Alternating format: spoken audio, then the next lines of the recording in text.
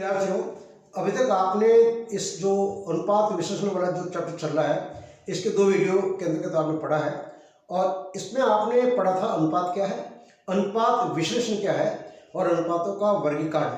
और उसमें आपने पढ़ा था तलता अनुपात। और तलता अनुपात का आशय अल्पकालीन शोधन क्षमता। कोई भी व्यवसायिक संगठन है, उसकी अल्पकालीन चुकाने की क्षमता क्या है। और इसके अंदर पढ़ा था आपने करंट रेशियो, चालू अनुपात। करंट रेशियो बराबर आपने पढ़ा था current asset upon current liabilities, यानी चालू संपत्तियों का चालू दायित्व से क्या संबंध है। और इसका जो आदर्श अनुपात 2:1। सेकंड आपने पढ़ा था तलता अनुपात या त्वरित या अम्लपरक अनुपात। और इसका जो सूत्र पढ़ा था quick asset upon current liabilities. और क्विक एसेट के अंतर्गत ज्ञात करने का तरीका, करंट एसेट में से आपने स्टॉक, प्रीपेड एक्सपेंसेस और एडवांस टैक्स घटाया था और उसको आप कहते हैं लिक्विड एसेट। और इसका संबंध होता है चालू दायित्व से। अब उसके बाद में जो आज पढ़ने जा रहे हैं, सेकंड क्रियाशीलता अनुपात, एक्टिविटी रेशियो और या मैनेजमेंट रेशियो आप कह सकते हैं। और इसके अंतर्गत आपके 4 प्रमुख इसके कोर्स में है बोर्ड एग्जामिनेशन में, 2 इसके एडिशनल है। नंबर 1 स्टॉक टर्न रेशियो है, डेटर्स टर्न रेशियो है, क्रेडिटर्स टर्न रेशियो है, टोटल एसेट टर्न रेशियो है, 4 रेशियो। और इसका जो उत्तर आएगा आंसर टाइम्स में आएगा, इतने गुना। अब उसके बाद 2 और एडिशनल है। वो एक आपका है एवरेज कलेक्शन पीरियड और सेकंड आपका एवरेज पेमेंट पीरियड, जिसका संबंध होता है लेनदारों से। और एवरेज कलेक्शन पीरियड का संबंध होता है देनदारों से। आज जो अपन स्पेशल पढ़ रहे हैं वो पढ़ रहे हैं स्कंद आवर्त अनुपात। और इसके अंतर्गत आपको क्या क्या चीजें हैं, 5-7 क्वेश्चन ले रहा हूं, इसको अच्छे से आप समझें। तो फर्स्ट आप आज जो ले रहे हैं उस अनुपात का नाम है क्रियाशीलता अनुपात। क्रियाशीलता अनुपात, activity ratio, activity ratio. Actual में क्या होता है, एक व्यवसायिक संगठन बिक्री बढ़ाकर लाभ का उपार्जन करता है। इसके लिए जो ऋणदाता और उस संस्था के जो स्वामी है उनके द्वारा जो कोष एकत्रित किया गया है, पूंजी की व्यवस्था जो की गई है या डेब्ट के रूप में जो पैसा जुटाया गया है, उसका उपयोग विभिन्न प्रकार की एसेट को परचेज करने में लगाते हैं। विभिन्न प्रकार की संपत्तियों में इसका विनियोजन किया जाता है। और उसके बाद में उन संपत्तियों का प्रभावशाली उपयोग होने पर ही बिक्री बढ़ेगी और बिक्री बढ़ने से कम लाभ की दर से भी अधिक लाभ अर्जित किया जा सकता है। और इस एक्टिविटी रेशियो में अर्थात क्रियाशीलता अनुपात में ये देखा जाएगा कि व्यापार में जो विनियोजित एसेट है, संपत्तियां हैं अर्थात परिसंपत्तियां हैं, उसका प्रभावशाली उपयोग कितने तरीके से हो रहा है, किस प्रतिशत से हो रहा है। इसके लिए आपको क्रियाशीलता अनुपात में 4 पॉइंट पढ़ने पड़ेंगे, 4 रेशियो पढ़ने पड़ेंगे। Number 1 stock turnover ratio. तो फर्स्ट आप ले रहे हैं stock turn ratio, stock turn over ratio. इसको आप हिंदी में कहते हैं स्कंद आवर्त अनुपात, स्कंद आवर्त अनुपात। इसका जो सूत्र है cost of goods sold, cost of goods sold upon average stock, upon average stock, upon average stock. अब आपको समझना पड़ेगा कॉस्ट ऑफ गुड्स सोल्ड इसका अर्थ होता है जो माल आपने बेचा है उसकी हमारे घर में क्या कॉस्ट है, क्या लागत मूल्य है। और एवरेज स्टॉक का मतलब opening stock plus closing stock का औसत। याद रखें, यदि क्वेश्चन के अंदर कॉस्ट ऑफ गुड्स सोल्ड ज्ञात नहीं है और ज्ञात करने का कोई स्रोत भी नहीं रखा है तब आपको सेल्स आधा करना पड़ेगा।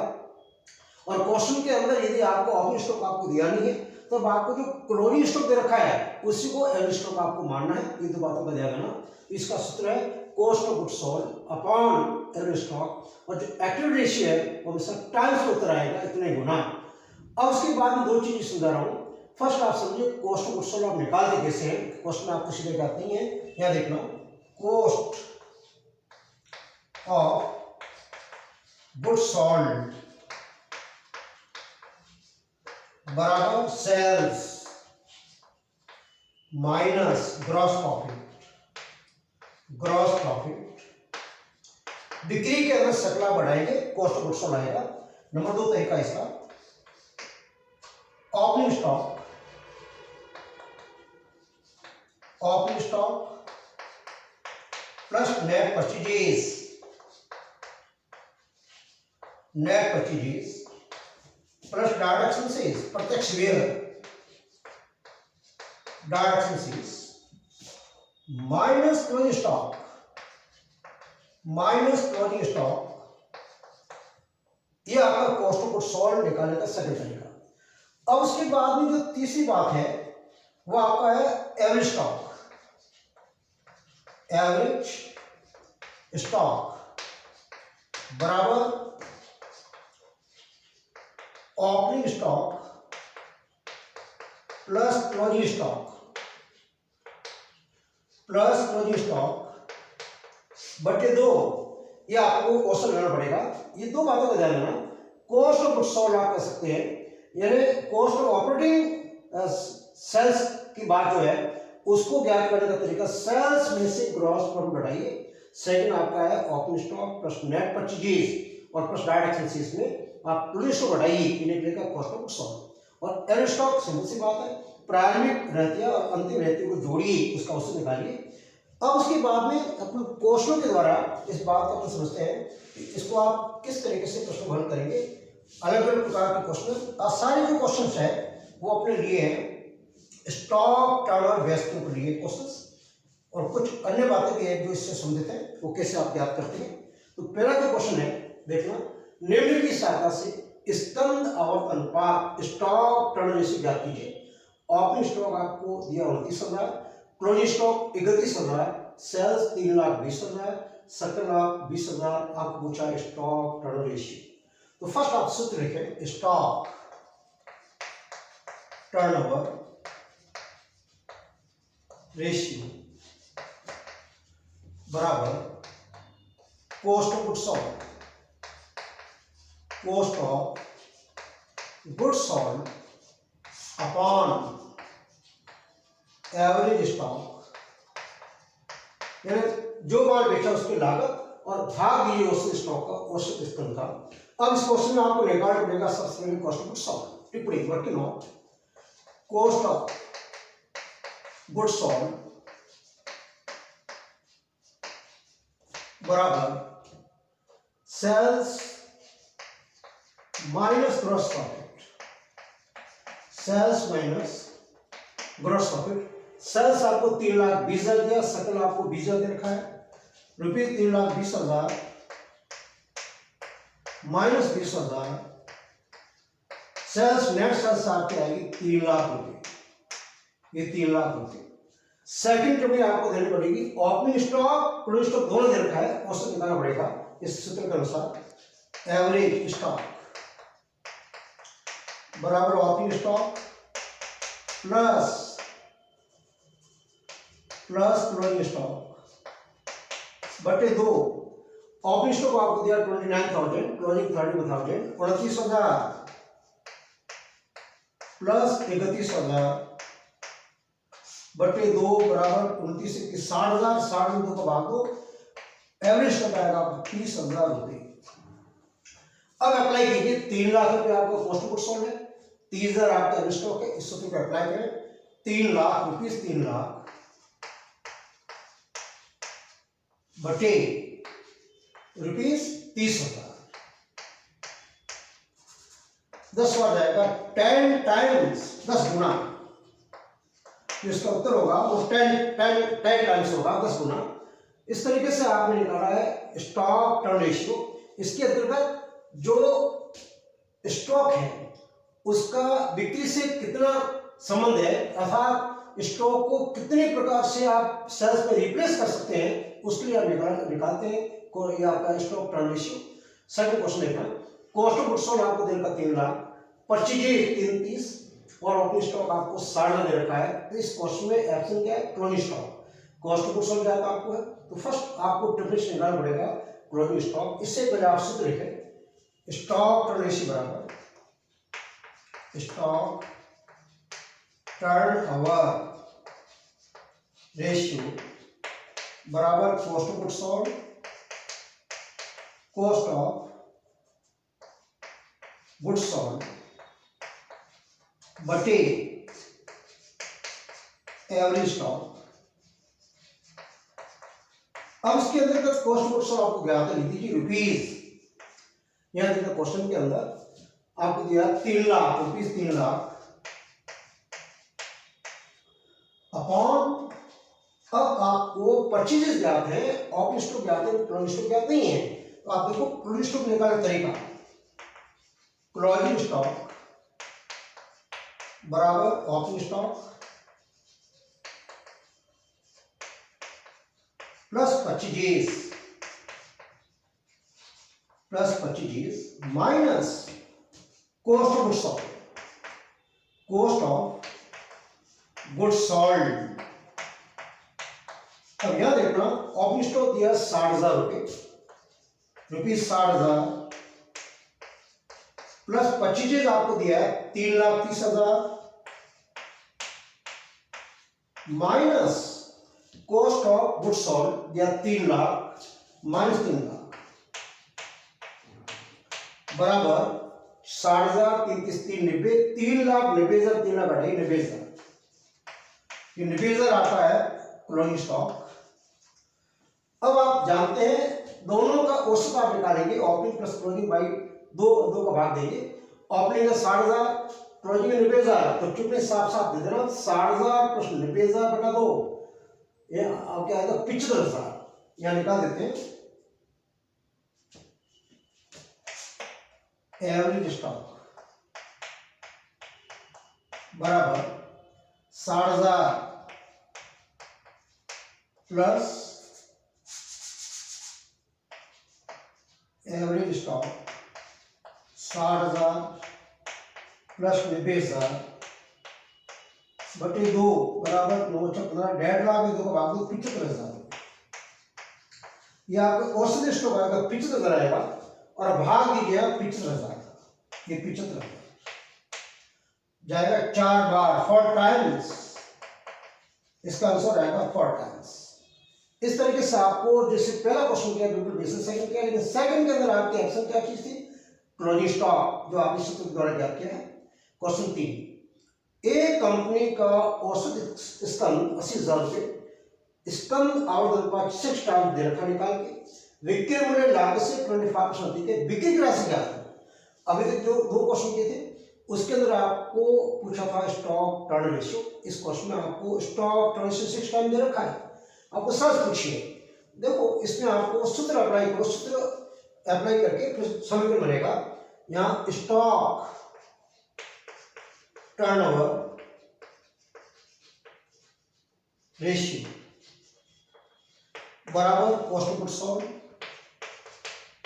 कॉस्ट ऑफ गुड्स सोल्ड बटे एवरेज स्टॉक। अब इसमें 3 बातें हैं, तीनों में से जो चीज ज्ञात लिखे। आपको स्टॉक टर्न रेशियो देगा 6 टाइम, यानी को 6 बराबर अब cost of goods sold, cost में ज्ञात नहीं है, देखो कॉस्ट ऑफ गुड्स सोल्ड बटे औसत स्टॉक आपको दिया 80,000, यस। वज्र गुणा करने पर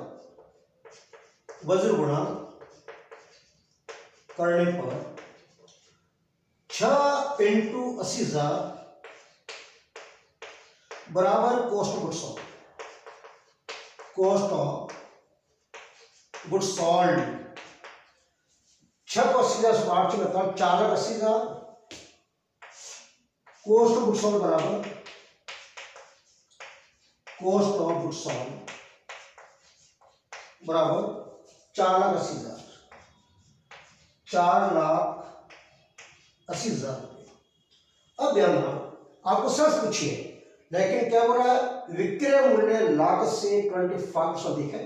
याद रखें क्वेश्चन के अंदर परसेंटेज का जो शब्द क्या है, इसको हम 100 माने 100 माने, माना की लागत में 80, माना की लागत मूल्य ₹100। अतः विक्रय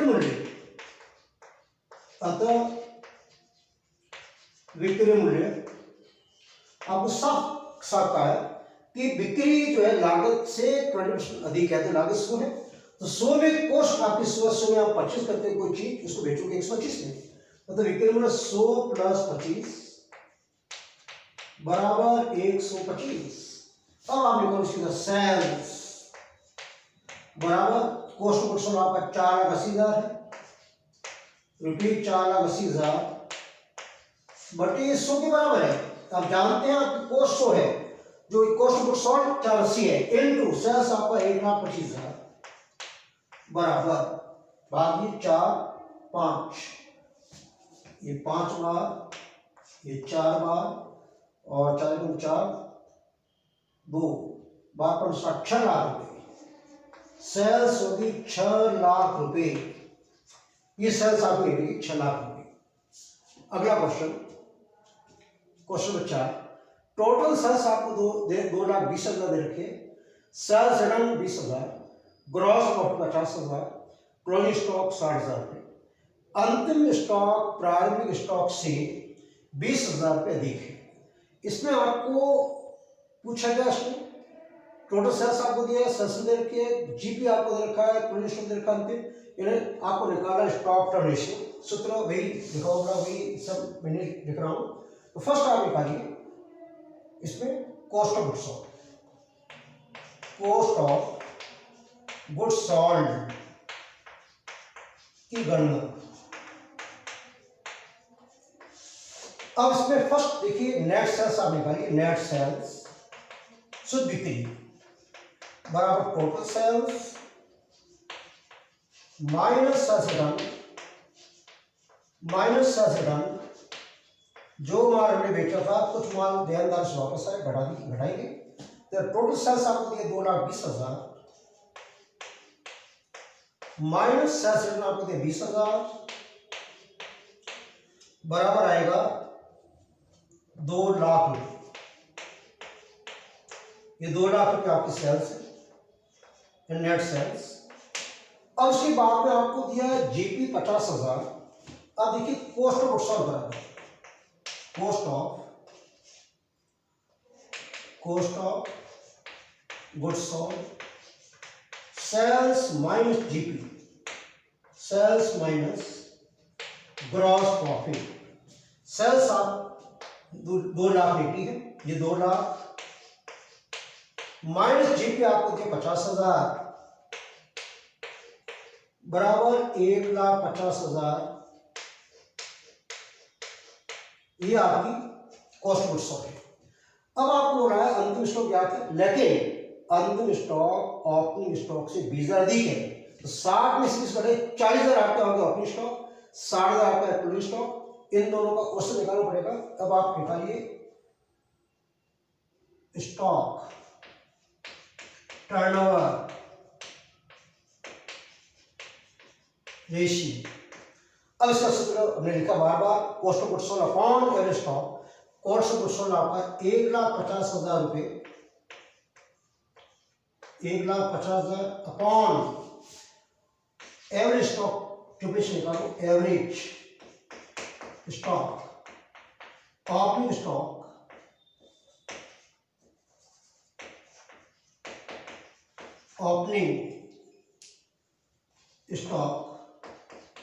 प्लस क्लोजिंग स्टॉक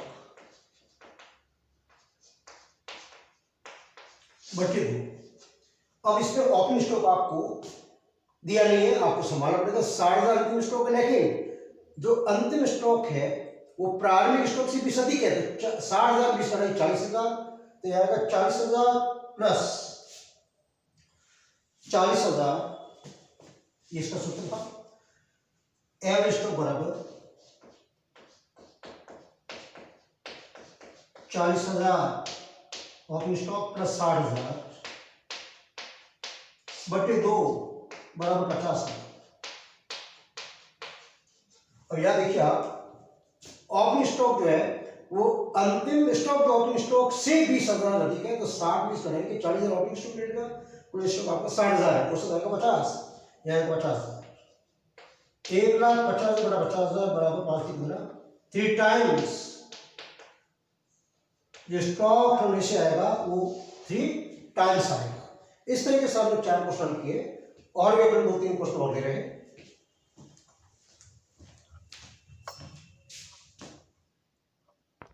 अगला जो क्वेश्चन है, वर्ष 2020 के दौरान एक संस्था की बिक्री की लागत यानी कॉस्ट ऑफ गुड्स सोल्ड 1,75,000 रुपये यदि स्तंभ आवर्त अनुपात 7 यानी स्टॉक टर्न रेशियो 7 टाइम दे रखा है। अंतिम स्टॉक क्या होगा यदि अंतिम स्टॉक प्रारंभिक स्टॉक का 1.5 गुना है। तो अब इसमें देखिए, first stock turn ratio, stock turnover ratio बराबर cost of goods sold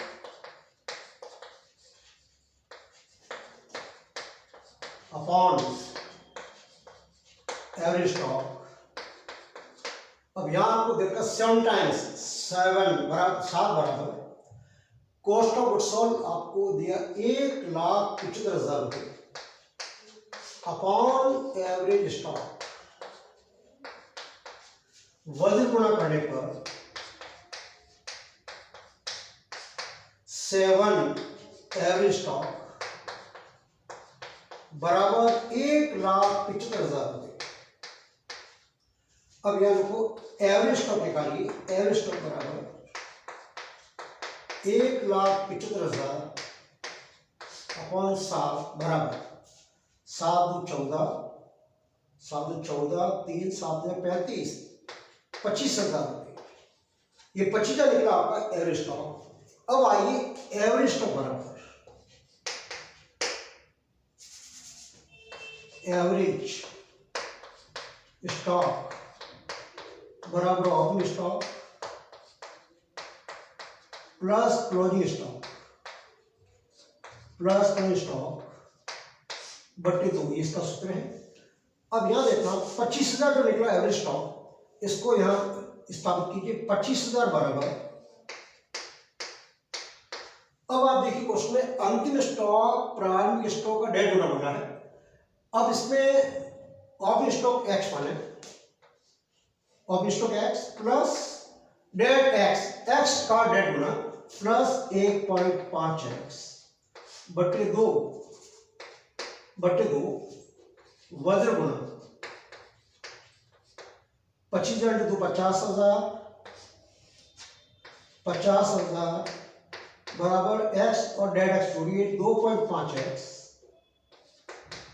x बराबर 50,000 बटे 2.5 भाग 25 × 50 20,000 रुपये। ये जो 20,000 रुपये निकला है ये आपका ओपनिंग स्टॉक है। अब आपको अंतिम स्टॉक पूछा है और ओपनिंग स्टॉक का अंतिम स्टॉक 1.5 गुना है, तो यहां पर क्लोजिंग स्टॉक, क्लोजिंग स्टॉक आपका 20,000 इंटू 1.5, ये जो अंतिम स्टॉक आपका आया था ओपनिंग का 1.5 गुना इंटू 1.5 बराबर 30,000। ये आपका है अंतिम स्टॉक निकला है।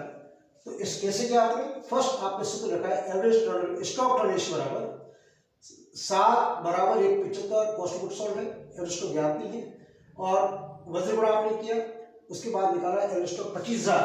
अब एवरेज स्टॉक बराबर opening stock plus closing stock बटे 2, 25,000 एवरेज स्टॉक है, ओपनिंग स्टॉक आपने माना एक्स और अंतिम स्टॉक एक्स का 1.5 गुना डेट एक्स अपॉन 2 वजन गुणा करके आपने एक्स का मान निकाला 20,000। अंतिम स्टॉक जो है वो ओपनिंग का 1.5 गुना है, तो 20,000 को 1.5 से गुणा करेगा 30,000।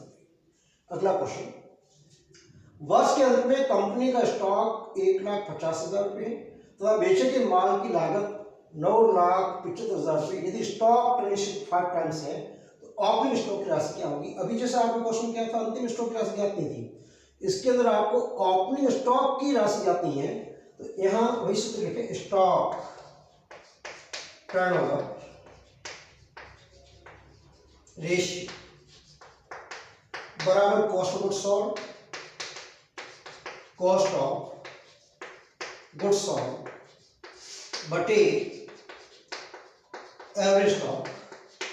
यहां आपको ज्ञात है, प्रश्न में दिया है स्टॉक रेशियो 5 टाइम्स है, 5 बराबर, और कॉस्ट ऑफ गुड्स सोल्ड आपको दिया 9,75,000 बटे एवरेज स्टॉक, वजन गुना करने पर 5 को एवरेज स्टॉक सुना के 5 एवरेज स्टॉक बराबर 9,75,000 एवरेज स्टॉक बराबर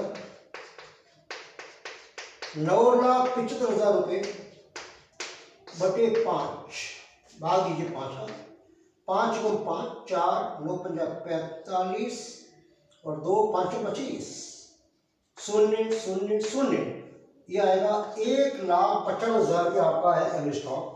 अब आइए एवरेज स्टॉक बराबर opening stock plus closing stock बटे 2। अब इसका मान रखिए 1,55,000 अभी आपने निकाला एवरेज स्टॉक बराबर, अब आपको ओपनिंग स्टॉक ज्ञात नहीं है और जो क्लोजिंग स्टॉक है वो आपको दिया है 150, ओपनिंग स्टॉक एक्स प्लस 150 बटे 2 वज्र गुणा करने पर 2 गुणा 19 को 38 और 390, 3,90,000, 1,55,000 इंटू 2 बराबर एक्स प्लस 1,50,000, 390 बराबर एक्स प्लस 1,50,000, पक्षांतर करने पर माइनस एक्स बराबर 1,50,000 माइनस 3,90,000 बराबर, अब 390 में से 150 घटाइए आप, 390 माइनस 150, 0 9 4 और 3 में क्या 2 40, 2,40,000, 2,40,000 रुपये ये आपको निकलेगा एक्स का मान, अर्थात ओपनिंग स्टॉक, और प्रमाणित करना है 240 प्लस 150, पुनः देखो इसको 150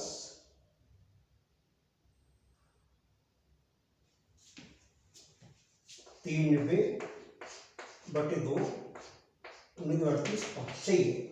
इस तरीके से 2,40,000। एक क्वेश्चन और है,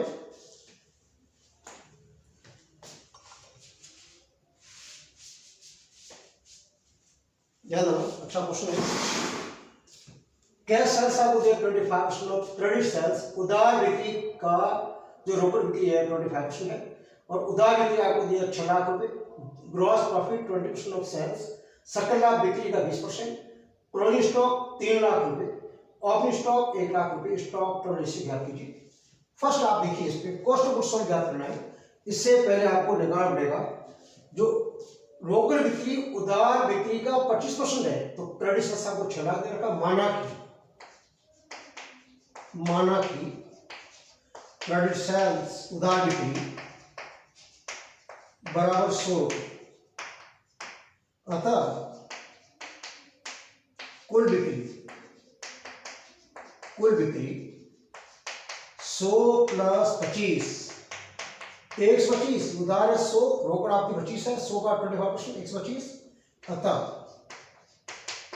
सेल्स बराबर 6 लाख, ये 6 लाख आपकी उधार बिक्री है और ये 6 लाख का 100 के बराबर, क्योंकि बिक्री आपने उधार बनी है 100 इंटू 125, ये 4, ये 5, 15 का 60, 15 का 25, 750, 7,50,000 रुपये आपकी टोटल सेल्स है। अब जीपी आपको दिया 20% लेस ग्रॉस प्रॉफिट, सेल्स पे ग्रॉस प्रॉफिट उठाइए क्या निकलेगा, कॉस्ट ऑफ गुड्स सोल्ड, और इसका 20% 150, 750 का 20% 50 घटाइए 6 लाख। ये 6 लाख रुपये निकला है, ये कहलाएगा cost of goods sold. Cost of goods sold. अब उसके बाद सेकंड टिप्पणी एवरेज स्टॉक बराबर opening stock plus closing stock बटे 2। ओपनिंग स्टॉक आपको दे रखा है 1 लाख, क्लोजिंग स्टॉक है 3 लाख। 1 लाख प्लस 3 लाख बटे 2, 1 और 3 4 लाख। 4 लाख के भाग दिए 2 का 2 लाख। ये 2 लाख रुपए आपका निकला है एवरेज स्टॉक। अब आप सूत्र अप्लाई करो cost stock turn ratio, stock turnover ratio बराबर cost of goods sold upon average stock है। कॉस्ट ऑफ गुड्स सोल्ड आपकी 6 लाख रुपये, 6 लाख बटे रुपये एवरेज स्टॉक है 2 लाख। 2 की 6 3 टाइम्स स्टॉक टर्न रेशियो आएगा 3 टाइम्स। इसका अभ्यास करें। नेक्स्ट हम पढ़ेंगे अगले वीडियो में। धन्यवाद।